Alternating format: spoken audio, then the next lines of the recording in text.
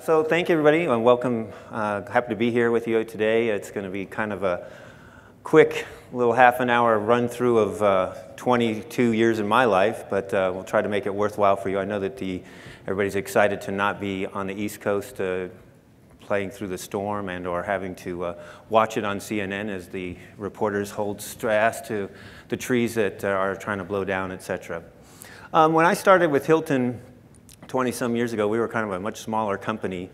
We were one brand. We made half of our money from the two casinos that are across the street, the Flamingo Hilton and the Las Vegas Hilton, and seen quite a lot of changes. But I was brought there to work on the loyalty program, which was starting about 4 years after Marriott and Holiday Inn had started theirs.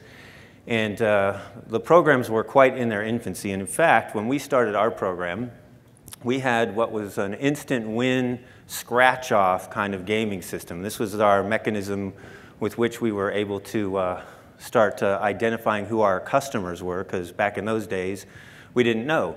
And in fact, I was just talking with one of our colleagues here.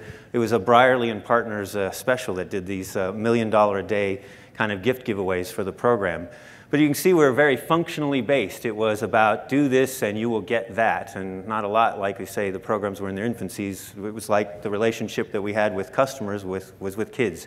Don't do this, do that, you will get this, etc. So we kind of knew that if you think about where all this begins, it starts with S&H green stamps, and I know none of you are old enough to have ever done this, but in my household we used to get the green stamps for the gas cards and in our shopping, and we'd paste them into the books, and then you could look in the book or in the catalog and see how much the different books that you were able to compile were able to turn in for merchandise or get Christmas bats or Hanukkah gifts and the like. So green stamp started in 1896, and they actually, I think, went electronic maybe 10 or 15 years ago. But so the idea of stay and get or do and get functionally has been around for quite some time. And in our case, as programs grew, it was a lot about loyalty programs. Were not very well understood. The airlines had started them. I actually started with United back in 1982, and Mileage Plus was something that was considered to be a promotion that was going to only last through the end of the year. You attached your flight cards to your tickets, and then they got ripped off and turned in. By the way, that was a very, very excellent system. You never lost any of your flights and tracking, it was all worked quite well. Well, I do wonder things, we think about how, I bet everybody in this room has some sort of technological disadvantage to what they want to do. Your systems don't work and you can't do it, and back in the day, we were able to track miles by people attached them. They went to a little room and people keyed them in and you got your miles, and it did work. It wasn't very efficient all the time, but it worked. But the point I was trying to make in this particular slide is that we were very functionally oriented. People were very much about the stay and get. So we were all about our currency, which in this case was points and miles. We actually created a logo around that ampersand to say that we were the only ones that gave you both the miles from the airline and the points from the hotel program. But by and large, we didn't talk about the relationship in much other context. The consumers themselves weren't ready to, they may have been ready, but maybe we weren't, to go beyond just sort of if you stay, you're going to get something in terms of the context.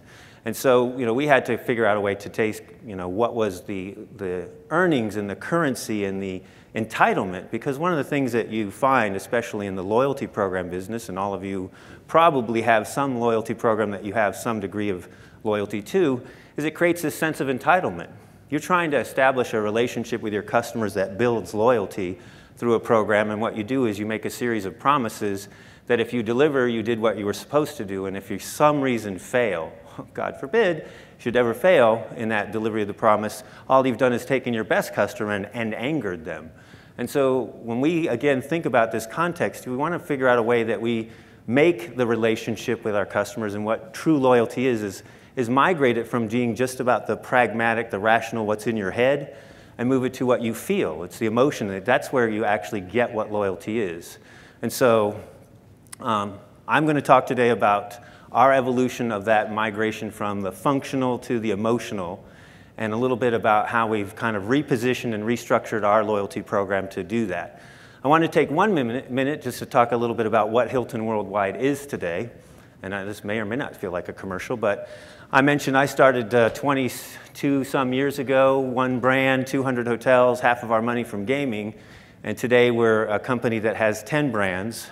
So the Waldorf Astoria and the Conrad brands covering the luxury segment. In the hotel industry vernacular, full-service hotels, Embassy, Hilton, and DoubleTree.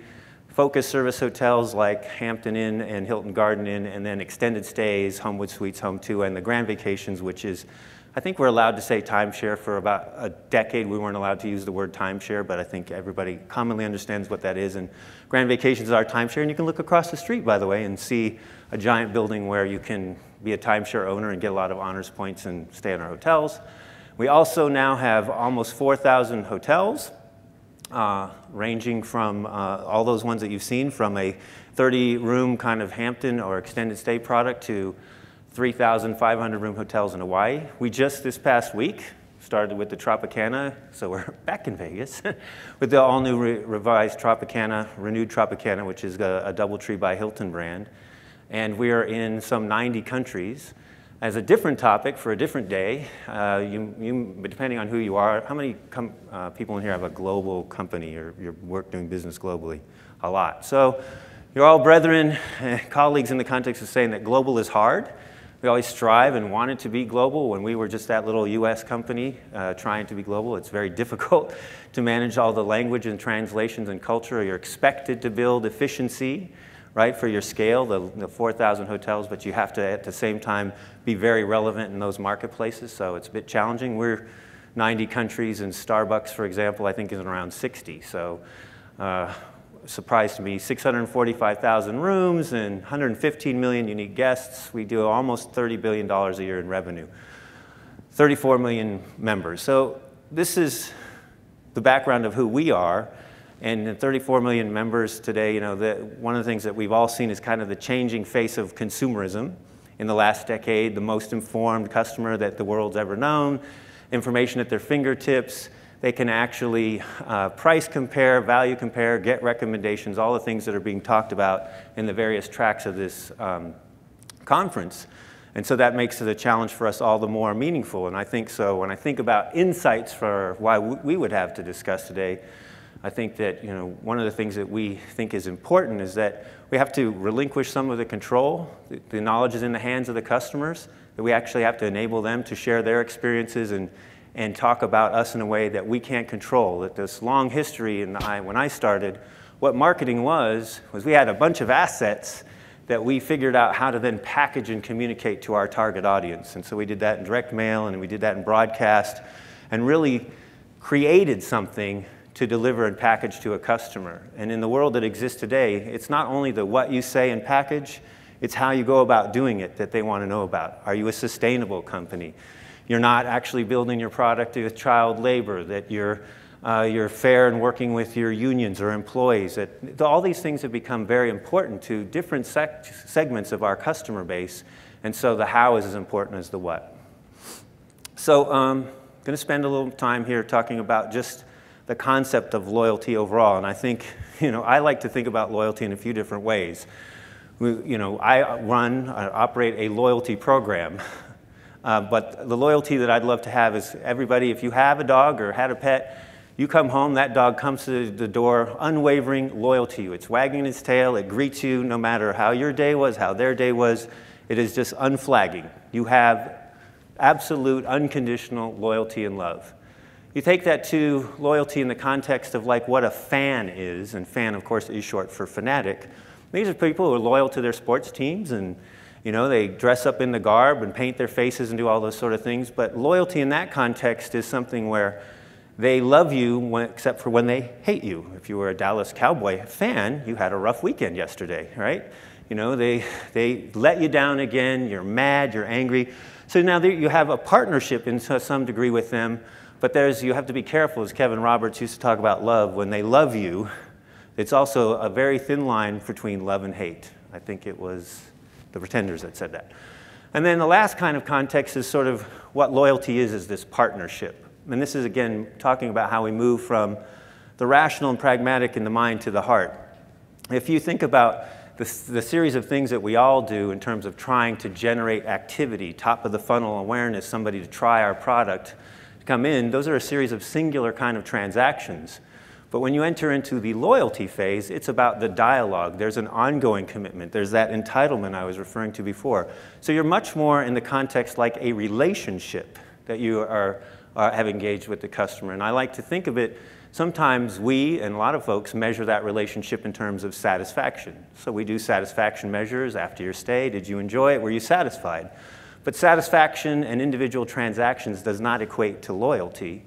And the easiest way that I can think about illustrating that is you think about if you have a boyfriend or girlfriend, a husband or wife, ask yourself if you want them to be satisfied or loyal. We are in Vegas, so maybe, I don't know. And when you think about these customers in the transaction sense, for the stay and get or do and receive, they will do almost anything. At United, we had a period of time where we added Elko in Nevada as the 50th state that United flew to. So we did a promotion that said 50 states in 50 days. And we had a series of travelers who were dragging their buns through airports trying to just match what this promotion or this thing was. And they had news cameras following them around.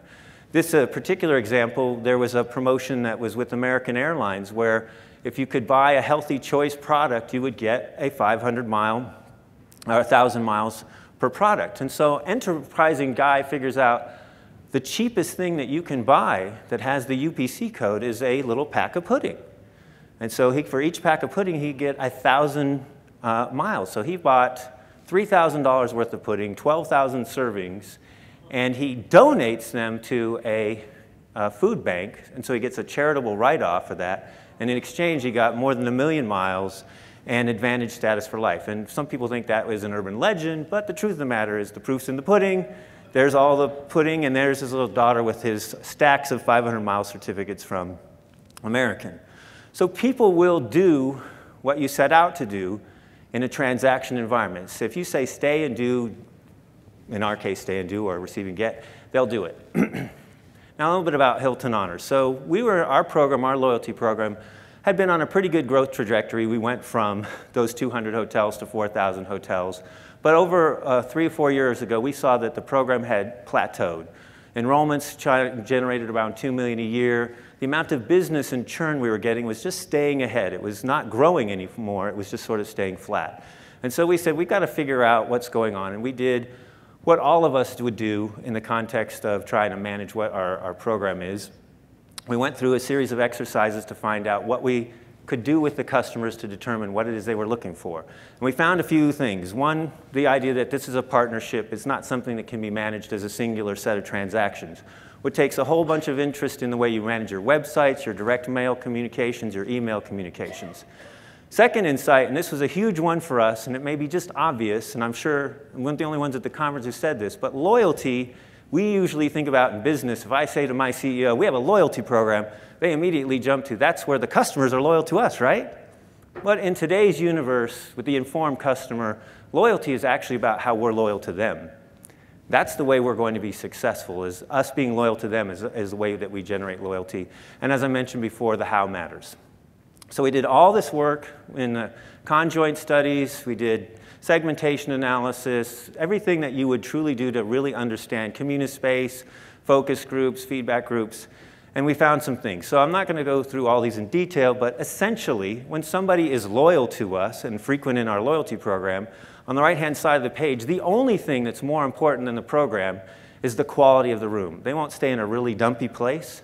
But what's underneath that is they will pay more, they will drive further, spend more travel time, they will violate their company policy, which is down on the list further down. These are all things that people will do in order, when they are loyal to you, in order to be loyal to the program that they're in. So that's very powerful.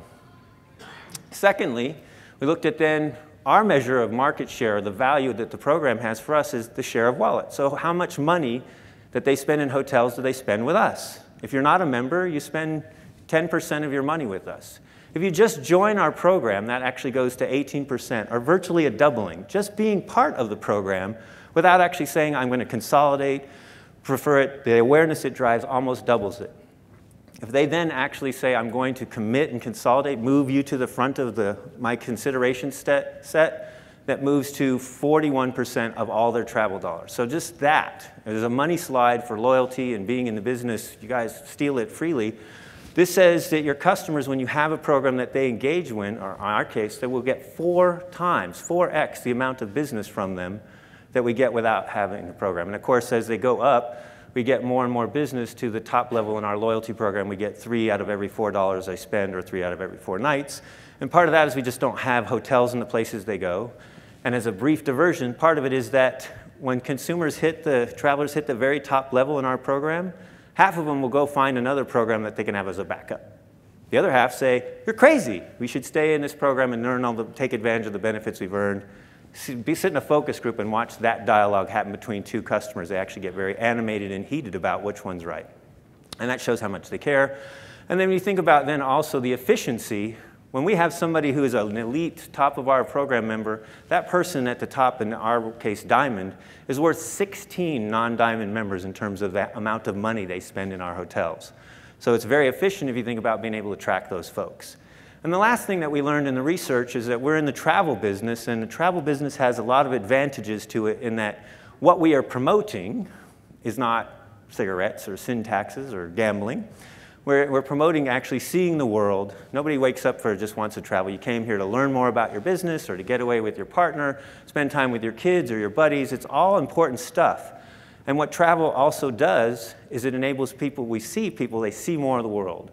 They actually become more sophisticated in their thinking. They see that they can appreciate the things that make us different, but find the things that make us common. So they're more likely to vote, they're more likely to be sustainable, volunteer, work in charities. And this is important for us because when we talk about how do we translate moving from rewards to service and recognition, we have to motivate in our business, the service industry, the customers and the team members, the employees that deliver it. And so recognizing that travel is important is an important way to motivate the service base, and I'll come back to that. So last, what we heard about the program functionally is that we had to expand the utility, give people more ways to use their points. If you give us your business and are loyal to us, we need to be loyal to you and give you the best that we have to offer, the best rooms, the best services, the most access. We also want to be able to extend the reach and say that there's ways that you can use your points or your membership more than just the ability to get a free night. So a whole bunch of extensions of that. So expanding the utility, show that we care. These were the functional things that we had to do and which we put into place in our program. So that addressed kind of the pragmatic, I'm rational, I'm thinking about it. But you also then have to think then through, how do I actually get at the emotions? So Maya Angelou said, people will forget what you said, will forget what you did, but they will never forget the way you made them feel. So we've actually worked then hard in order, the way we describe what we're trying to do is to make everything elevated in the way we talk about our program, in our marketing and communications, to the way our team members deliver the experiences, and make it not about just the recognition or rewards, but actually the experiences that enables. So I have a short video to show you that kind of describes that process.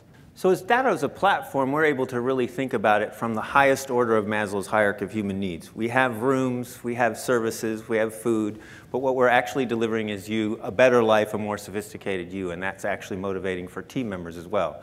So as we went to rebrand the program with those things, we actually and many of you will probably see in an airport now, Marriott's just launched a $20 million campaign that shows all the functional brands in their brands that you can earn rewards with.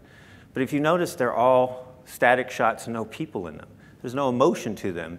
So we actually tried to go a different way. You can see a sameness. We need to stand out. Sometimes the research tells everybody the same thing, and so everybody does the same thing, and you can't actually stand out. So we used much more of the experience. So this is sometimes a picture can be worth 1,000 textbooks, or take time to see the world from his perspective, or an Icelandic mud exfoliates and gets rid of ordinary vacations on contact, or plan vacations that can't be captured in postcards. So these are all ways that we actually were bringing it to life, as well as creating all those experiences. We added once in a lifetime, ballooning in the Pyrenees, go to the F1. We took customers to the Olympics. All those different things that we try to make that experiences we're sharing and enabling that to really be elevated in addition to the core of getting away with your family. And then this is the thing that we all think maybe we know, but we have to then make sure that that loyalty to the customer has to be at every single touch point. It doesn't, if it's sometimes in some places, hey, it's important you said you're loyal to us. If we're loyal to them, if they're on our direct mail or at their property or at the call center or on the website or through email, on a mobile app, in social media, on the TV in the room, all those things have to be connected to the customer with how can we make their lives better, easier, and recognize if you're loyal to us, it means that loyalty back to you in this place. And again, insight-wise, the point of this is nobody can control that environment. And you can pretend, my opinion, you can pretend you're controlling that environment. What you have to do is enable people to do the right things, provide a platform, provide the tools and assets, and let the customers and the team members in the service business be able to find that way to elevate. And so that's why it's important for us when we talk with our team members, we really push the fact that the program exists for the customers to achieve things, right? So if I see a queue at a front desk, I'm not viewing that as, oh my God, I wish I could get this line over with so I could get back to the break room. I'm thinking that everybody here is for something important, and I can make a difference in how that customer's day goes.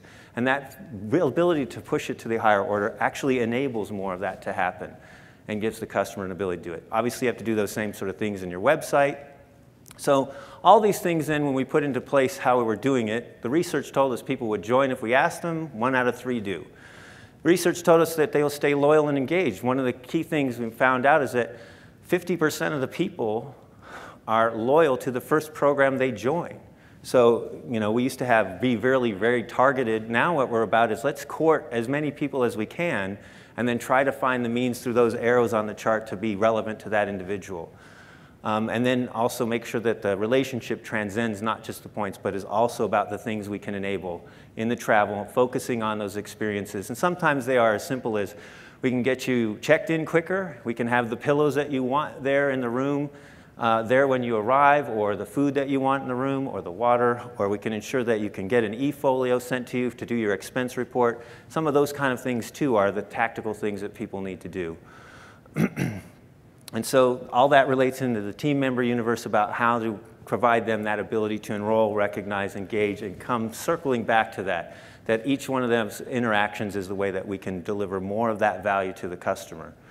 So in like 20 minutes, that was our kind of update. We have the circle of life is if we can get them likely to choose us and deliver that meaningful experience, price becomes less important, so they're willing to pay more or take an added value thing.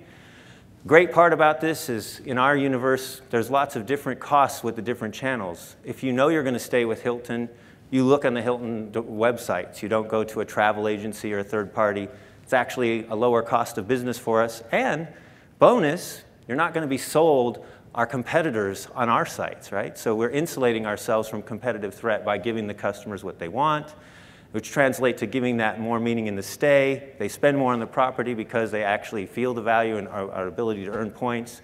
And if that works, they prefer us, and not only prefer us, they recommend us. So that's our kind of cycle our iterative cycle that says how we generate results. And the results have been there. Our program is the most preferred. It's #1 in virtually every country except for France, where we only have 2 hotels. In Germany, we've actually surpassed Marriott in terms of, if you look on this chart, share of nights and program of choice and awareness. And won lots of awards, you know, marketing, so we did. But this is the key things. When you talk about what's motivating to business, we had a program that was sort of flat at the 39–40% mark in terms of all of our occupancy, all of our business came from them. This year, it'll be over 50%. So we've actually increased in a program that's 25 years old this year by 25% its actual occupancy. And if you look at the revenue, plateauing in around the $8 billion mark is going to be at 11.5 this year, 13 next year. So more than 50% growth in revenue from our customers by actually moving to something that just said, instead of wanting you to be loyal to us, we're going to be loyal to you. Being global means that you shoot that with 4 or 5 different ethnicities, and so you have actually an asset that you can use in all the different geographies. So when we talk about things being emotional and connecting with, I like many of us, I took my work home. I showed my wife that advertising, and the next time I actually packed a bag for a trip, when I opened my suitcase, what did I find in it but this? That is a picture of my wife. I've traveled here. It was in the bag again last night, so I take it with me to remind me. But it's also, again, it indicates, again, that's when you're actually working with the heart and not the head, and that's where loyalty comes from. So that was our case study, and think about 25 minutes. I think now we're going to actually bring some other folks up and take questions, right? Thank you.